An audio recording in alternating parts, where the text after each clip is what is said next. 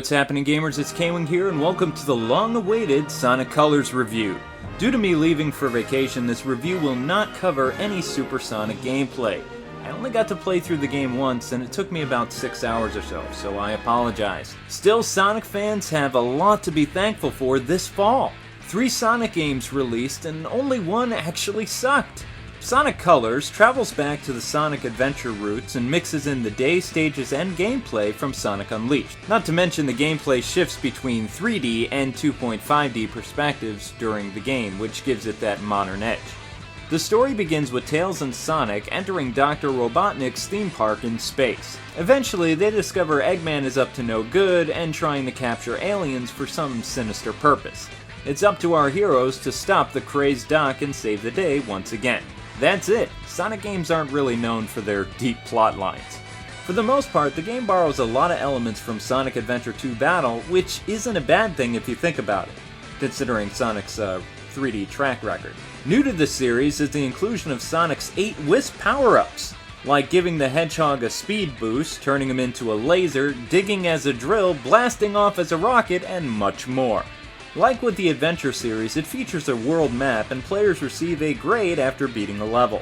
Players can use 4 controller options when playing this game, although I found the Wiimote by itself to be a bit unresponsive at times. So personally, I alternated between the Wiimote nunchuck and of course my good old Wavebird. Sonic Colors only gets a few minor complaints from me actually.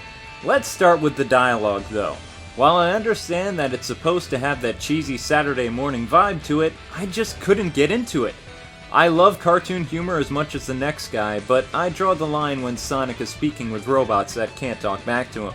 It just looks like he's speaking to himself. That's what crazy people do. I'm even more shocked that the writing staff was a combined effort by the people that did Mad World and Happy Tree Friends. And people say my scripts are corny.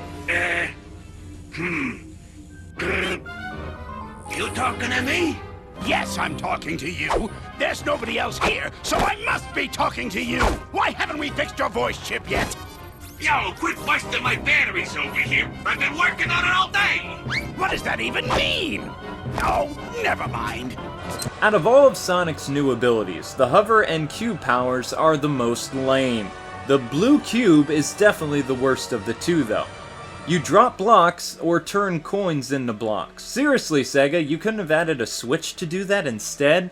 While I'm on this, why can't I turn the wisps off after activating them? It would have been nice to, I don't know, conserve some of that energy, since collecting more wisps isn't always possible.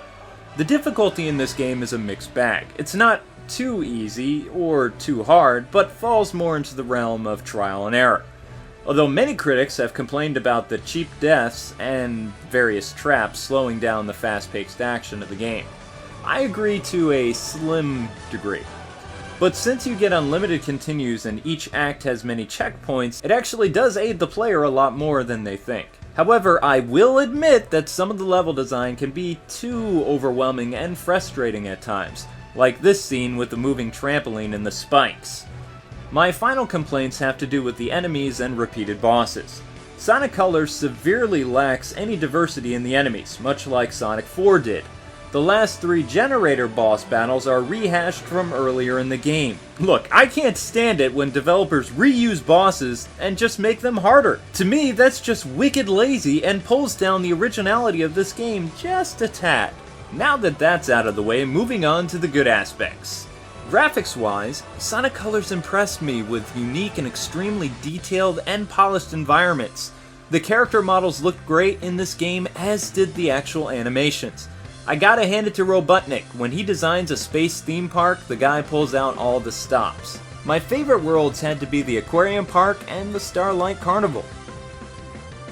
I picked the water level because of the beautiful stage design and excellent use of advanced water techniques. Also, doesn't hurt that they added some classic fan service like Sonic needing those air bubbles in order to survive under the water. The carnival was just amazing to look at, and players really got that sense of speed with Sonic racing on beams of light. Music-wise, Sega went all out with Colors. While I admit I enjoyed Unleashed and Black Knight's musical scores, Colors just felt more like how Sonic tunes are supposed to sound, and added so much more to the overall experience of this game. Voice acting in this game was much better than the previous Sonic games, no lie. While Sonic does sound a bit older, he expresses more emotion and displays more character, plus the guy isn't painful to listen to at all. I'm also happy to report that Tails once again sounds like a dude. Gameplay was very well done for colors. It does take a little while to get used to Sonic's incredible speed, mainly when in the 3D perspective. But after a while, everything runs smoothly and you'll have a blast playing it.